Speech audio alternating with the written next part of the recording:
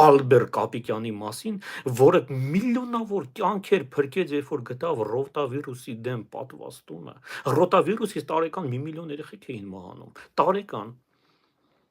ռոտավիրուսից։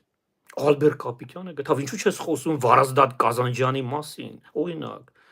պլաստիկ վիրաբուժության հիմնադիր։ Ինչու չես խոսում Ջոն Նաջարյանից, այս մարդը համարվում է բժշկական փոխպատվաստումների հիմնադիրը։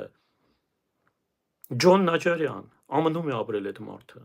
Այո, հասկանալի է, չէ՞ որ մարդը ապրել է ԱՄՆ-ում, ԱՄՆ-ն այդ հնարավորությունները տվել է։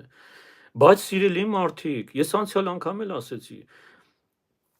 չի կարելի ամեն ինչը դնել, ասենք, գիտես, այո, երկիրը տվեց հնարավորությունները։ Անգլիացիները հնարավորությունը տվեցին Ռոջեր Քոլինգվուդին, մարդը ստեղծեց ասթմայի դեմ առաջին դեղամիջոցը։ Դու պատկերացնում եք, քանի միլիոն մարդու կյանք է փրկել այս մարդը։ Ասթմայի դեմ այդ ինգալյատոր կոչվածը երբ որ ստեղծեց։ Այո, Ալբեր